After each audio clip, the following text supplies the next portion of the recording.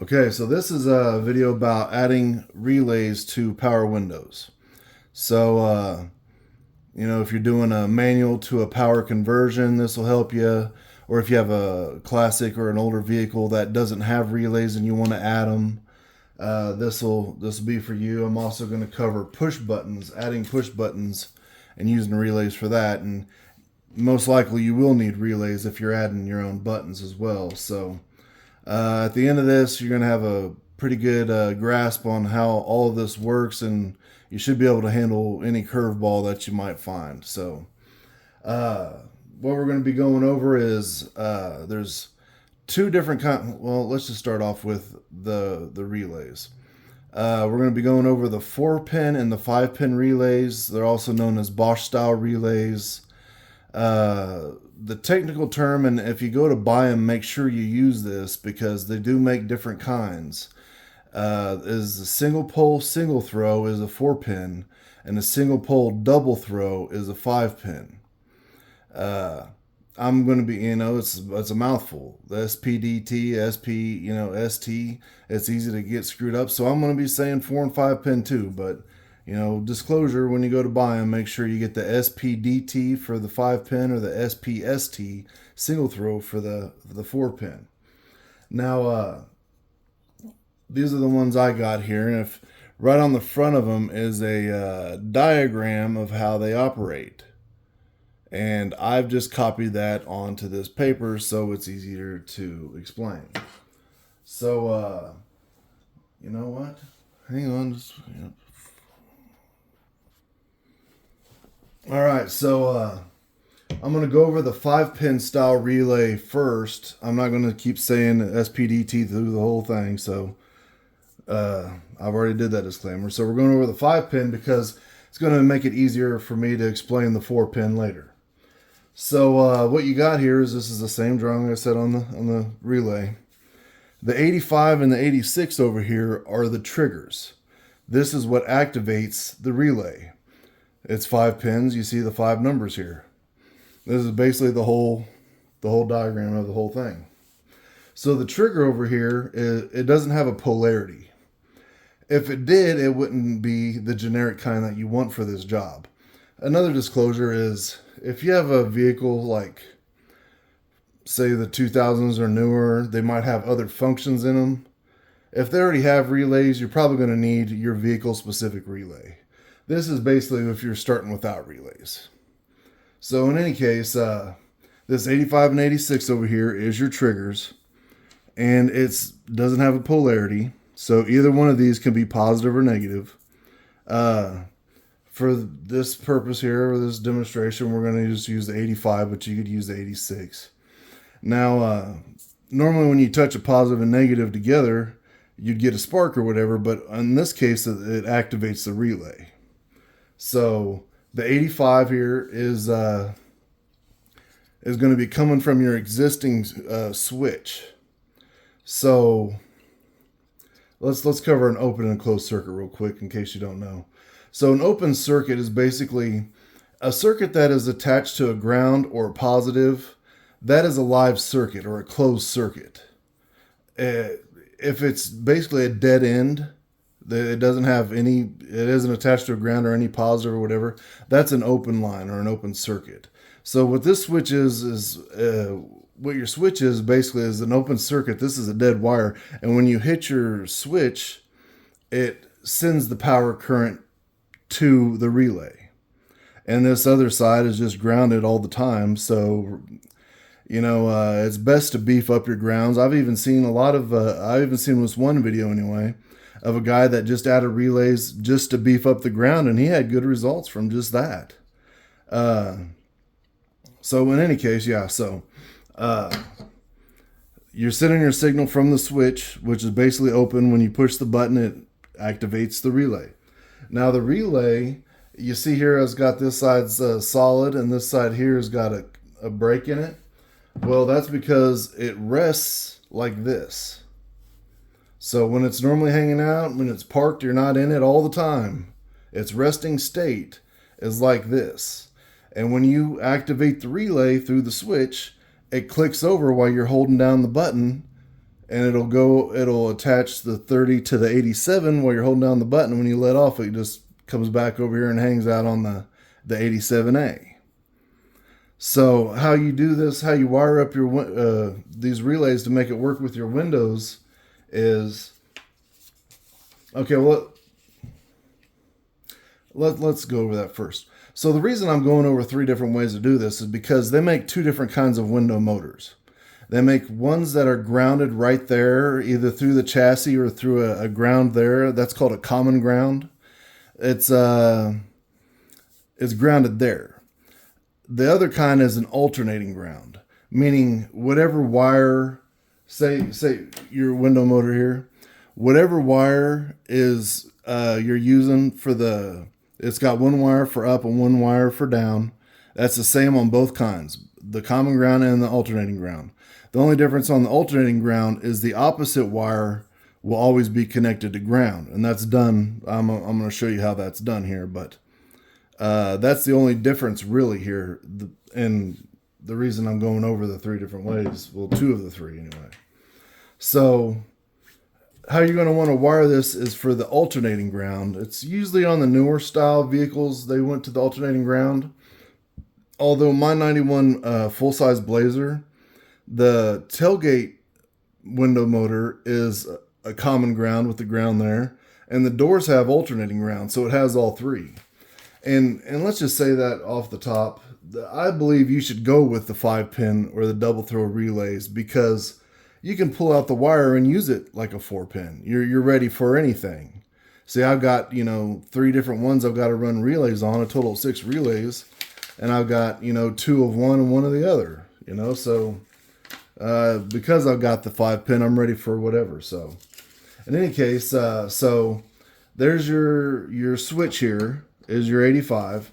The 86 here we already talked about it's going to be ground. Now the 87A on the alternating current, we're going to have this as ground as well. So it'll be resting on ground this way. On the other end is going to be the window motor. And like I said, the one guy had good luck just running new grounds with the relays. I ran a new 10 gauge power wire to mine. And yeah, I recommend doing it. You might as well do it. If you do it, make sure that you got to be careful now, because they started selling junk wire, and you can't, like you used to be able to just get 10 gauge oxygen-free copper wire and you're good. Well, now you can't trust gauge. People, you know how the world's went now, so if it doesn't say AWG, the size isn't guaranteed. So you want, 10 or 12 AWG instead of gauge. And not only do they have oxygen-free copper now, now they have CCA, which is copper-clad aluminum, which is complete garbage. I can't think of a scenario that it would be useful for. And the best kind is a marine-grade wire. It's tinned copper. And the reason it's the best kind is because the copper's been tinned, so it's less susceptible to oxidation. Like if you have it hooked up externally somewhere, like on the battery, or even the doors get moisture in them or whatever, that tinned copper is less likely to oxidize or turn green and go bad. So, you're going to wire them however you want. I'm just giving you my 2 cents on it and what to watch out for. So I ran a new wire there, and then that's, in any case, you're going to want your constant power there. So this is basically how you're going to wire it up. Now, each window motor is going to need 2 relays. And that's because one relay operates the up function and the other relay operates the down function. So you see here, this is a 5-pin relay. We got 2 5-pin relays here. There's a total of 10 wires coming out the bottom. But don't let that confuse you, because there's really only 4 that is even a deal. There's really only 4 you need. Let me explain. So let's say let's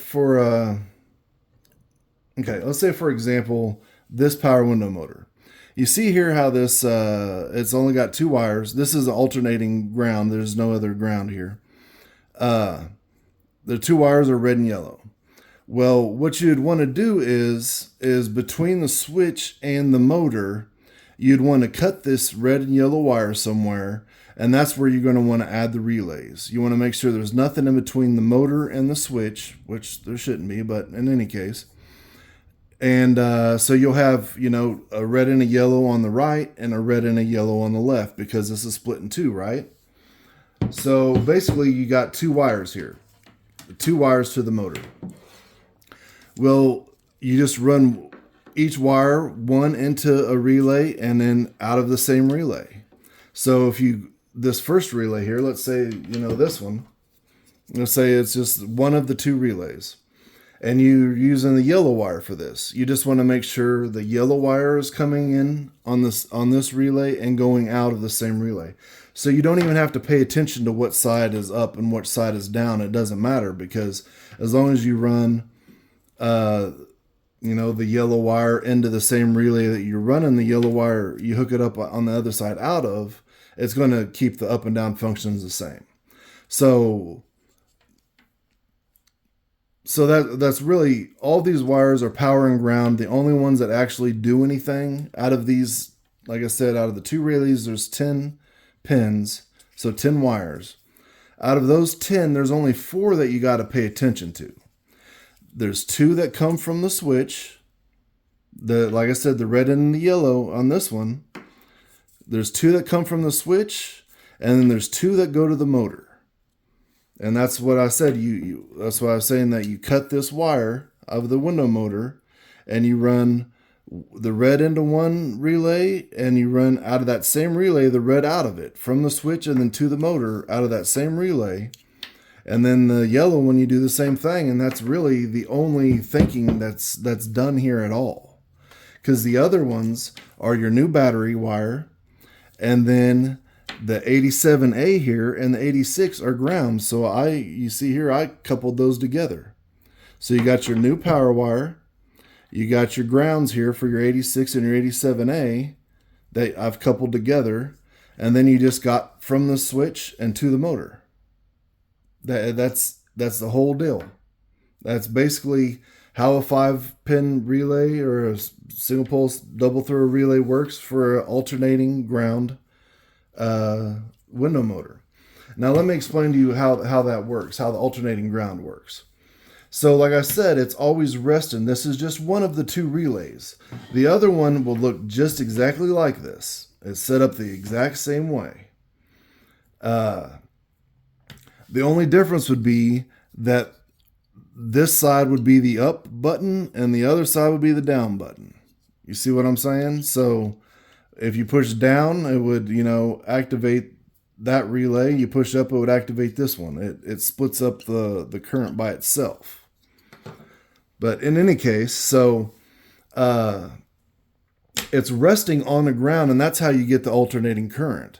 Is whenever I hit the button on this one and it switches over to power, that other relay is still resting on ground. So that's what gives you the ground. So when you hit the button, it goes over to the power. It operates the window, let's say up in this case. When you let off of it, it goes back to ground, and both of them are resting on ground, meaning it's not doing nothing. It's resting. Now, the only difference between the 4-pin and the 5-pin is that the 4-pin is missing one of the 87s. And you can get the 4 pins both ways. You can get it to where it's either missing the 87A or the 87. Now, if you had the common ground motor, the reason that you can't run it this way is and it's kind of tricky, but since it's grounded over here, if I ran the power on the other one, somehow it connects with that, and it'll trip a fuse. It'll break a fuse. So, I mean, it isn't the biggest mess in the world, but you can't, it won't work like that. It won't work this way. You have to run a common ground with the ground there at the motor like this. So when it's resting on an open circuit instead of ground here. So this is basically how you wire a common ground power window motor.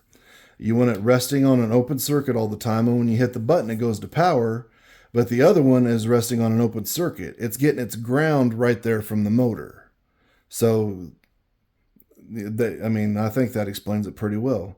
If you had both of these hooked up to ground, it would flip a fuse or break a fuse, and you'd have to reset it, and you'd be scratching your head as why. And that's because it feeds some of the power back through to the ground on the other side, I guess. That must be the case, and that's why you can't wire them up like that. So if you get the 5-pin relays and you need this kind, you can just remove the 87A out of it. You can just pull the wire right out the bottom of this. I actually did, and I won't get into that, but yeah, and turn it into one of these. So and you could just cap it down here, except for just be careful. Keep it out of the way or whatever, because it's going to be resting on that circuit. So if it touches ground, it would be grounded. If it touches power, it would be power. I mean, that's the wire you're pulling, as you're making that 87A an open circuit here. Now, I think that goes over both of them. If not, I guess I can redo it or whatever. But the 4 and the 5-pin work the exact same way, like I said, except for it's missing. You can get them, if you buy them new, you can get them missing one of the 87s. If you get the 5-pin, you can create whatever one you want.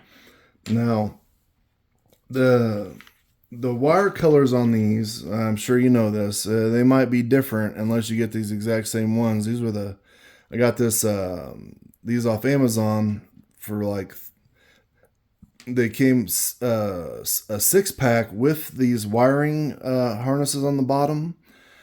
All 6 of them were $13. So they're like $2.10 a piece, something like that. And they're really inexpensive. I filled in the bottoms. I learned this hack while I was researching all this with hot glue. This makes them watertight, but if you got to pull out pins out, it makes it a nightmare. Also, so even though these wires are these colors, yours might be different. The pins are always in the same place, so they can color them whatever they want. But if you're looking at it like this, this is what it looks like on the bottom. These pins lay out like here. Let me show you like this. So if you're looking at it like this is basically how the pins are laid out. The 87 is closest to us. The 30 is up against the wall. That's what you see, the little clip there that you mounted against the wall there.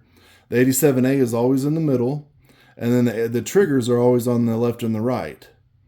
So no matter how what the colors are, it's going to be laid out like this. And the same with the 4-pin. If it was missing the 87 or the 87A, it would be missing that pin in this corresponding space here. So I had told you lastly I would go over the power window or the push button switches. And the reason why is because there's a third way to wire these. And if you're using these switches, you probably will have to.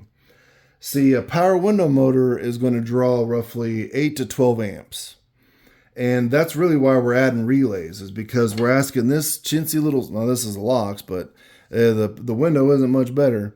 These chintzy little plastic garbage switches to handle 8 to 12 amps. It's too much to ask from them. So what we're doing is this only has to send it's going to send the same feed, but these relays only take a small amount of current to activate. And then that new beefy power wire and new beefy ground that we ran is going to be doing all the heavy lifting of the motor. It's basically just, supercharging your wiring is what you're doing.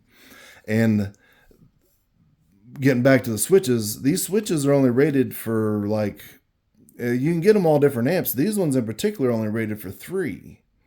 So if I tried to run these with the original, the OEM power like this switch here is running off of, it would burn these up.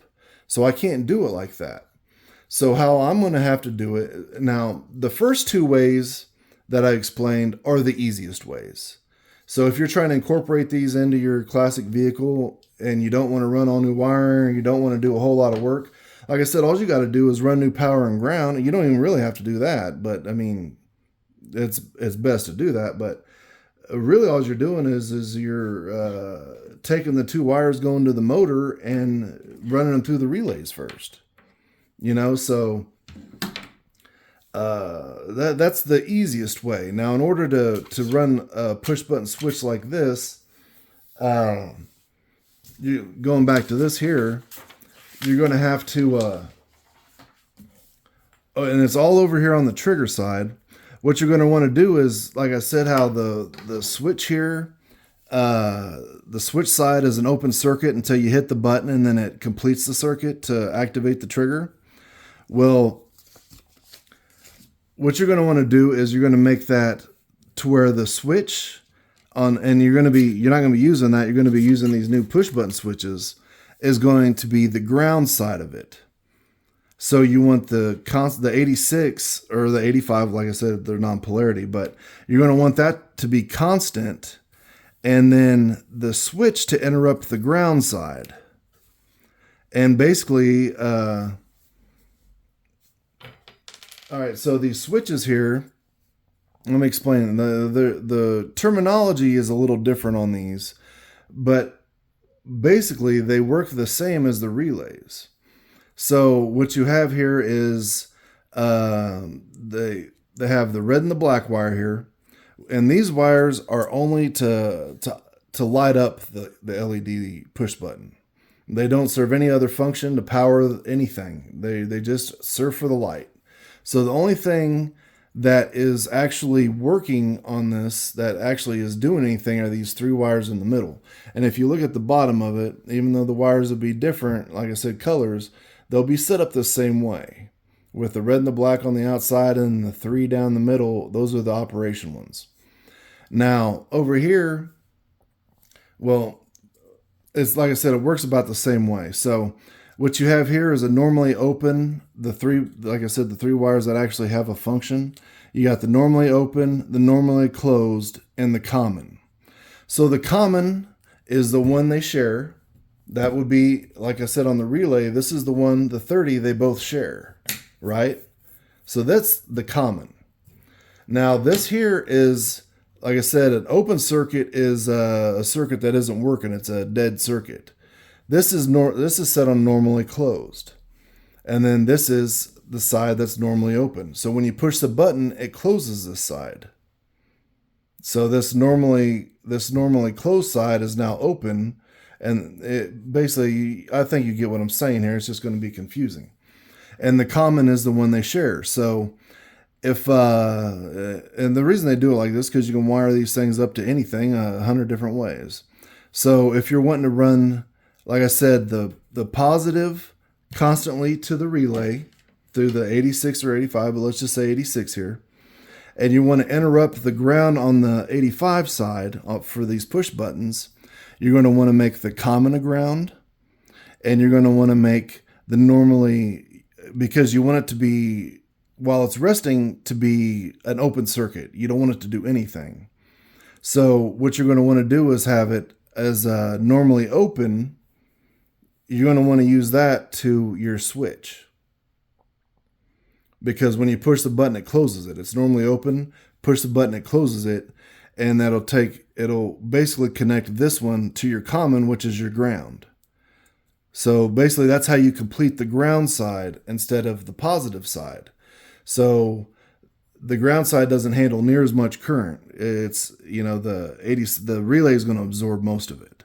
So the 3 amp push button fuse will work fine if I'm doing a grounded circuit instead of a positive circuit here. Hopefully that makes sense to you.